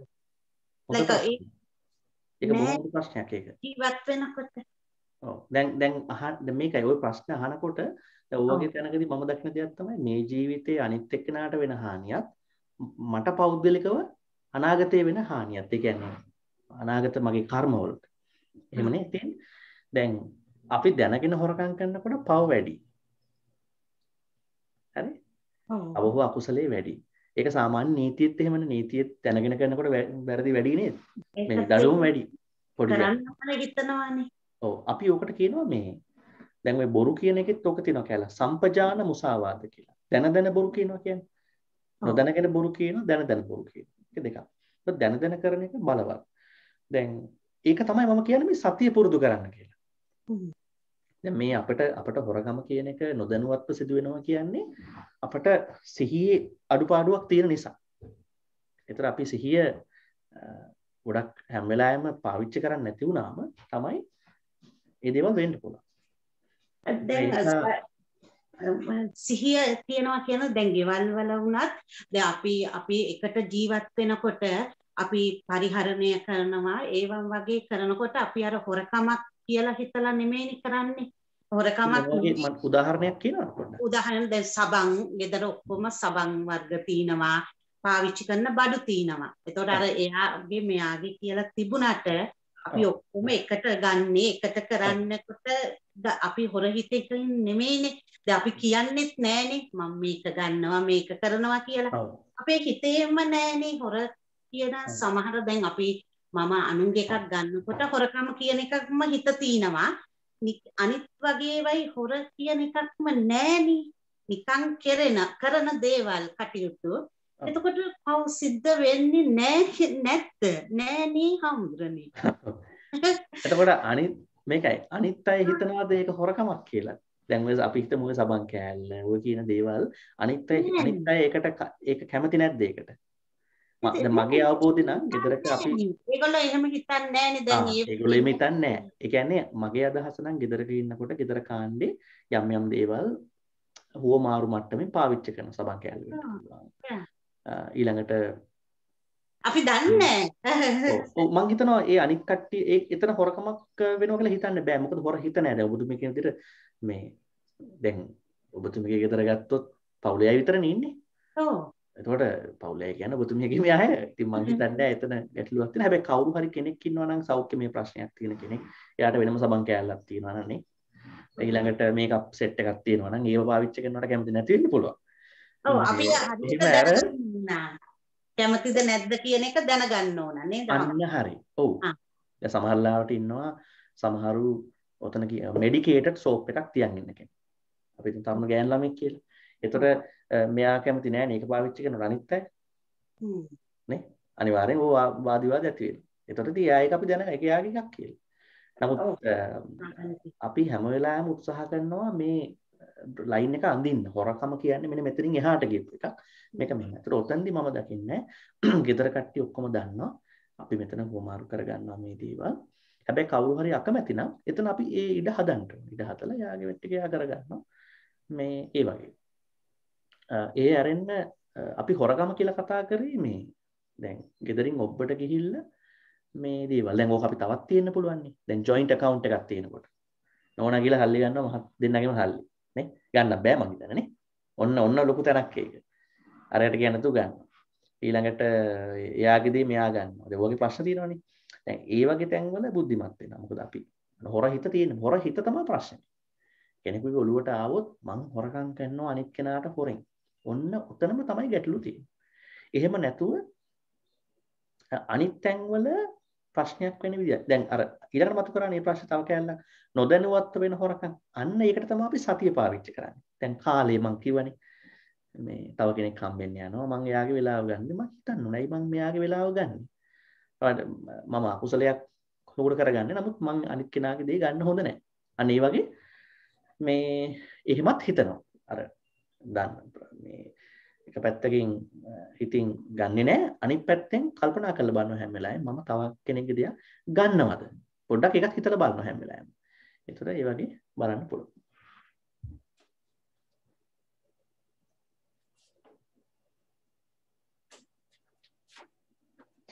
දැන් මේ එක ප්‍රශ්නයක් අහනවා මේ අත් වශයෙන් මේක සම්බන්ධකම් ගැන කෙනෙක් අහපු දෙයක්. මේ දැන් සමහරව ඉන්නවානේ අනිත් අයගේ මේ පුද්ගලයෝ ගන්න අය මේ සම්බන්ධතාවල එහෙම ගත්තම වෙන එක දෙයක් තමයි ඊළඟ ජීවිතේ යාට ඉන්න අය නැති වෙලා යනවා. එයාගේ කට්ටිය අනිත් අය ගන්න. ඒක වෙන්න පුළුවන්. ඒ පුද්ගලයෝ එහෙම ලබා ගත්තම ගන්න පුළුවන්. ඒසාර කවදාකවත් හොඳට ඉන්න මිනිස්සුන්ගේ ජීවිත හදන්න හොඳ නැහැ. යාළුකම්, මිත්‍රකම්, පවුල් අරවා මේවා ඒවා අපට වෙනවා. අනිවාර්යෙන්ම අනාගතේ. මේ ජීවිතේ වෙන්නත් පුළුවන්. අනාගතේ වෙන්නත් පුළුවන්. එහෙම දේකුත් තියෙනවා.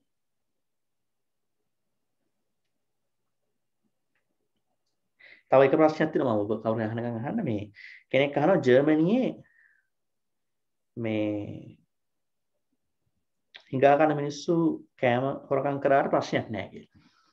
කෙනෙක් අහන ප්‍රශ්නයක්. ඒක ඇත්තට බොරුද දන්නේ නැහැ. ඒතර ඒක ස්ටීලින්ද කියලා අහනවා. ඔව් ඉතින් ස්ටීලින් තමයි. ඒකෙදි එක අවස්ථා තිබෙනවා. මේ කියන්නේ කන් නැති මිනිස්සු හෝම්ලස් මිනිස්සු වෙන්නේ නැති. ඔව් ඒක ධර්මානුකූලව ප්‍රශ්නයක් තියෙනවා. හැබැයි ඉතින් ලෞකික ලෝකේ වෙනම විදිහට මේක බලන්න පුළුවන්. ඔව් ඊළඟට තව අපිට එක ප්‍රශ්න දෙකක් විතර අපිට පුළුවන් කතා කරන්න. ඊට පස්සේ අපි භාවනාවට යමු.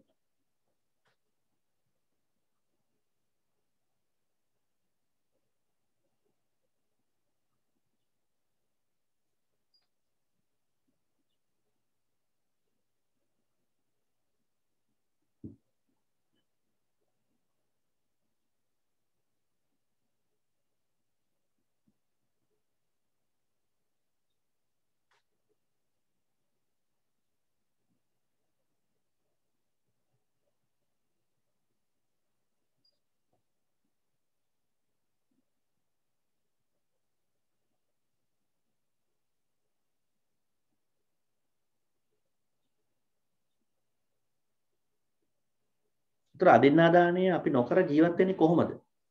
ඒ ප්‍රශ්නේ අහුවොත් කෙනෙක් ඔබගෙන් කොහොමද උත්තර දෙන්නේ ඒකට? ඔව් පළවෙනි කාරණාව තමයි උත්තර දෙන්න පුළුවන් මම අනුසතු වස්තු ගන්නෙ නැහැ. පළවෙනි එක. දෙවෙනි එක මගේ හොරහිත මම නැති කර ගන්නවා. තුන්වෙනි එක සිහියෙන් කටයුතු කරනවා. ඔය තුන තමයි කියන්න පුළුවන්. දැන් අපි මේ මෙච්චරලා කතා කරේ ඔය තුන. ඒ තුන ඔස්සේ අපි ජීවත් වෙනවා.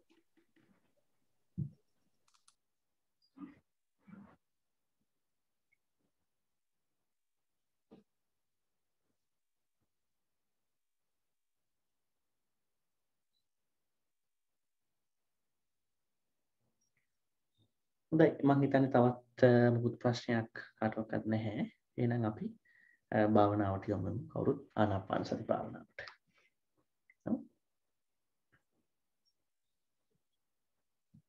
කවුරුත් එහෙනම් කය ඍජුව තබාගෙන අත් දෙක සංසුන්ව තබාගෙන ගැළපෙන විදිහකට පුළුවන් ඇස් වහගෙන සූදානම් වෙන්න.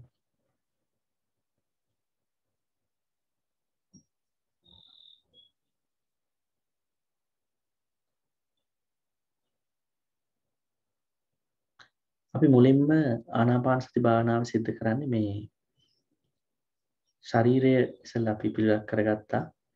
ඊළඟට ශරීරයේ දෙස බලනවා අපි. පිටින් බලනවා ශරීරය දිහා. අපේ ස්වરૂපයේ හැටි අපි ඉන්නේ කොහොමද? ශරීරය ගැන අදහසක් ඇති කරගන්න.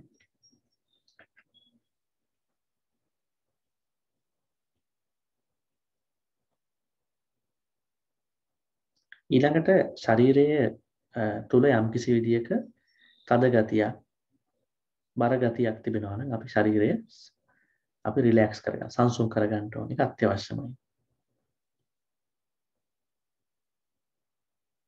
මොකද මේ ආනාපාන සතියේ ප්‍රධාන අරමුණ තමයි හුස්ම සංසුන් කරන එක. අපි සාමාන්‍යයෙන් අපේ දෛනික ජීවිතේ හුස්ම කියන ඒවා සංසුන් නැහැ. විවිධ ආවේග නිසා. ඒ නිසා තමයි දැන් මේ අධීරයේදී ඔබට ශරීරය සංසුන් කරගන්න අත්‍යවශ්‍යයි. ගොඩක් වෙලාවට කරන දෙයක් තමයි ඩීප් බ්‍රෙත් එකක් ගන්න පුළුවන් මේ වෙලාවේ. මොකද මේක අපි කරන්නේ ආනාපාන සතිය පටන් ගත්තම ඩීප් බ්‍රෙත් කීපයකින්වත් ඔබට පුළුවන් ශරීරය සංවර කරගන්න, සංසුන් කරගන්න.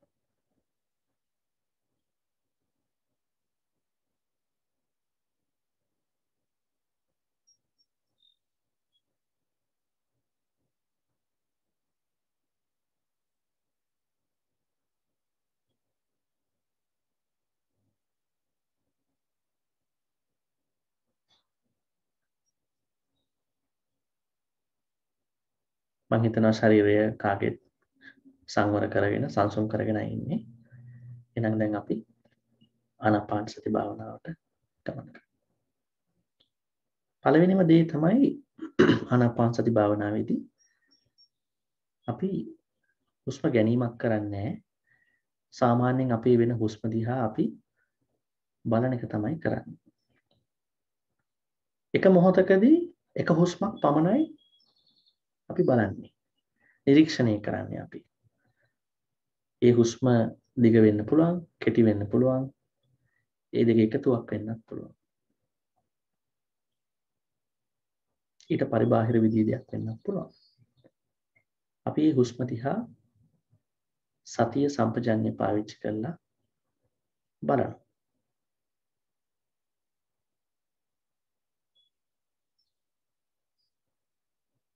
මේ බැලීම හුස්ම සංසුන් කර ගැනීමට හේතුවක් වෙනවා. ඒක තමයි ඉතාම වැදගත් දේ. ඒ හුස්ම සංසුන් වෙනවා කියන්නේ අපේ හිත සංසුන් වෙනවා. අපේ උද්වේගයන්, emotions, feelings සංසුන් වෙනවා. දිගටම බලන්න. එක හුස්මක් එක මොහොතකදී. ඒක දෙවෙනි කාරණාව තමයි ඒක කරන ගමන් හුස්ම නැත්නම් වායු ධාතුව.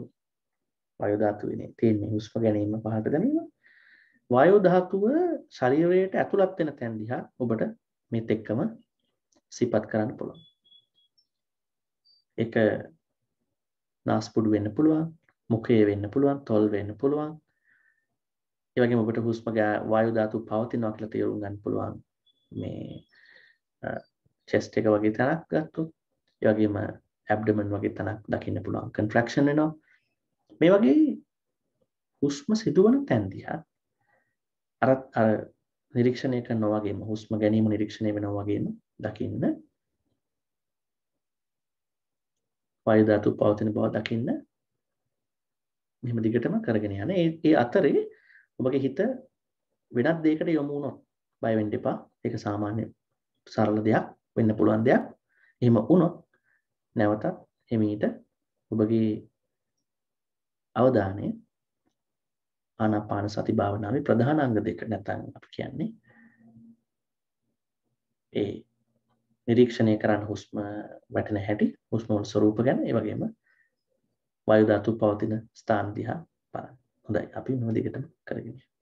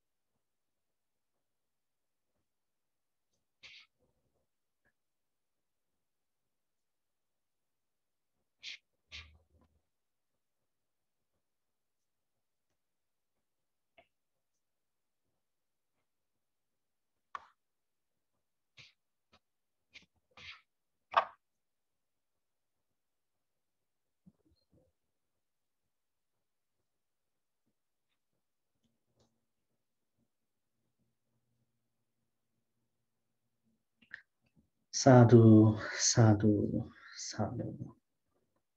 පින්වත්නි දැන් එහෙනම් අපි අද දවසේ මේ කරගත්තා වූ සීල කුසල් පින් අපි දෙවියන්ට මළගිය ඥාතින් අනුමෝදන් කරමු. ඊට කලින් සිල් පවාරණය කරන්න අවශ්‍යයි. නිසා සිල් පවාරණය කරන්න කවුරු හරි ඉන්නවා නම් දිගටම සිල් සමාදන් වෙලා දිගටම පවත්වාගෙන ඒ අය සිල් පවාරණය කරන්න එපා. අනිත් අය සිල් පවාරණය කරන්න පන්සිල් සමාදන් වෙන নমස්කාරය කියන තුනට.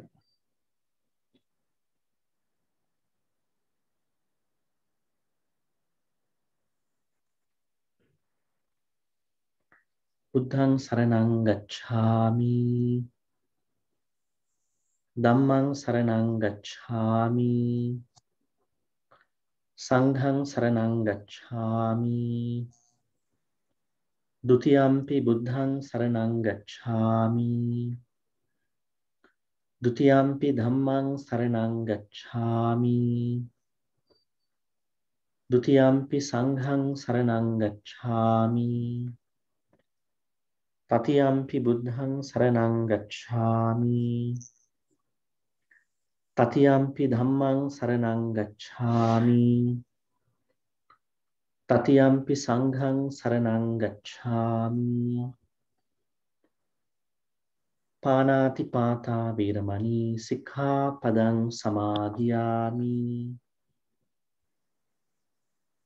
අදින්නා දානා වීරමණී සික්ඛාපදං සමාදියාමි කාමීසු මිච්ඡාචාරා වීරමණී සික්ඛාපදං සමාදියාමි මුසාවාදා වීරමණී සික්ඛාපදං සමාදියාමි සුරාමීරය මජ්ජපමා දත්තානා වීරමණී සික්ඛාපදං සමාදියාමි. සීනම් අද දවසේ තිසරණ සහිත උපෝසථාෂ්ටාංග සීලය සමාදන් වෙලා ඊළඟට ධර්මයේ ශ්‍රවණය කළ ධර්ම සාකච්ඡාවලට සම්බන්ධ වෙලා භාවනා කළ මේ හැම ආකාරයෙන්ම අත්පත් කරගත්තා වූ සීල පින් කුසල් ඔබ අප නමින් මියගිය සියලු ඥාතීන්ට අනුමෝදන් කරමු. සියලු මියගිය ඥාතීන් මේ පින් අනුමෝදන් වෙත්වා උතුම් නිවන් සුවයටම පත් වෙත්වා කියලා සාදුකාරයක් පවත්වන්න. ඉදම්මේ ඥාතීනං හෝතු සුඛිතා හුන්තු ඥාතයෝ ඉදම්මේ ඥාතීනං හෝතු සුඛිතා හුන්තු ඥාතයෝ ඉදම්මේ ඥාතීනං හෝතු සුඛිතා හුන්තු ඥාතයෝ. ලෝකයේ සම්බුද්ධ ශාසනය ඔබව ආරක්ෂා කරන සියලු දෙවි දේවතාවුන් වහන්සේලාටත් මේ පින් අනුමෝදන් කරමු. ඒ හැම දිනම මේ පින් අනුමෝදන් වෙලා ඔබ හැම දිනම ආරක්ෂා කරගනිත්වා. විශේෂයෙන්ම COVID-19 වසංගතය තාමත් යම් ප්‍රමාණයකට තිබෙනවා. අපි හැමදෙනාම එන්නත් වෙලා එන්නත් කරණය වෙලා ඒ වගේම මේ මුළු ලෝකෙම එන්නත් කරණය වෙලා හැමදෙනාටම ඊටාම ඉක්මනින් ප්‍රකෘති ස්වරූපයන්ට පත්වන්නට මේ කරගත් සීල කුසල් පින් දිව්‍ය අනුමෝදන් වෙලා ඒ යගේ ආශිර්වාදය හරහා සිද්ධ වෙත්වා. දෙවියෝ ඔබ ආරක්ෂා කරගනිත්වා. අවසාන වශයෙන් දෙවියන්ටත් උතුම් නිවන් සුවයම අත්පත් වෙත්වා කියලා සාදුකාරයක් පවත්වන්න. සාදු සාදු සාදු. එත්තාවතාච අම්මේහි සම්බතං පුඤ්ඤ සම්පදා සබ්බේ දේවා අනුමෝදන්තු සබ්බ සංපත්ති සිද්ධියා. එත්තාවතාච අම්මේහි සම්බතං පුඤ්ඤ සම්පදං සබ්බේ භූතා අනුමෝදන්තු සබ්බ සංපත්ති සිද්ධියා. එත්තාවතාච අම්මේහි සම්බතං පුඤ්ඤ සම්පදං සබ්බේ සත්තා අනුමෝදන්තු සබ්බ සංපත්ති සිද්ධියා. ආකාසට්ඨා ච බුම්මට්ඨා දේවානාගා මහිද්దికා පුඤ්ඤන්තං අනුමෝදිත්වා චිරං රක්ඛන්තු ලෝක සාසනං. ආකාසට්ඨා ච බුම්මට්ඨා දේවානාගා මහිද්దికා පුඤ්ඤන්තං අනුමෝදිත්වා චිරං රක්ඛන්තු දේශනං. ආකාසට්ඨා ච බුම්මට්ඨා දේවානාගා මහිද්దికා පුඤ්ඤන්තං අනුමෝදිත්වා චිරං රක්ඛන්තු මං පරන්ති. සාදු සාදු. අවසාන වශයෙන් කල්පනා කරමු මේ හැම ආකාරයෙන්ම අත්පත් කරගත්තා වූ කුසල් සිතිවිලි පින් සිතිවිලි හේතු වෙලා ඔබ හැම දිනාටමත් දෙවියන්ටත් මළගිය ඥාතීන්ටත් බුද්ධ ආදී මහෞත්මයන් වහන්සේලා විසින් නිවි සැනසී පැමිණ වැඩවදාළ උතුම් ශාන්ත නිවන් සුවයම සාක්ෂාත් කරගන්නට ඒකාකාරීවම හේතු වෙත්වා වාසනාම වෙත්වා කියලා සාදුකාරයක් සාදු සාදු සාදු වැඳගන්න. අභිවාදන සීලිස්ස නිච්ඡං වද්ධාපචායිනෝ චත්තාරෝ ධම්මා වද්ධන්ති ආයුවන්නෝ සුඛං බලං ආයුරාෝග්‍ය සම්පatti සග්ග සම්පatti මේවච අතෝ නිබ්බාන සම්පatti ඉමිනාති සමිඤ්ඤතු. සාදු සාදු සාදු සීලවන්තං ගුණවන්තං පුඤ්ඤක්ඛෙත්තං අනුත්තරං දුල්ලභේන මයා ලද්දං පස්සිතුං වන්දිතුං වරං සාරිපුත්තාදි තේරාණං ආගතං පටිපාටිලා සද්දා සීල දයාවාසං බුද්ධ පුත්තං නමාමහං සීලවන්තං ගුණවන්තං පුඤ්ඤක්ඛෙත්තං අනුත්තරං දුල්ලභේන මයා ලද්දං පස්සිතුං වන්දිතුං වරං සාරිපුත්තාදි තේරාණං ආගතං පටිපාටියා සද්දා සීල දයාවාසං බුද්ධ පුත්තං නමාමහං සීලවන්තං ගුණවන්තං පුඤ්ඤක්ඛෙත්තං අනුත්තරං දුල්ලභේන මයා ලද්දං පස්සිතුං වන්දිතුං වරං සාරිපුත්තාදි තේරාණං ආගතං පටිපාටියා සද්ධා සීල දයාවාසං බුද්ධ පුත්තං නමාමහං සතු නාටම තෙරුවන් සරණයි. දැන් පොයි දවස් ටික ඔබ කාගාවක් තියෙනවනේ නේද? ආයි තමුතුෙන් බලන්න දෙයක් නැහැ. කෙලින්ම එදාට තමයි. හොඳයි එහෙනම් බුදු සරණයි හැමදෙනාටම තෙරුවන් සරණයි. ඒ සිද්ධ අවස්ථයි. හොඳයි.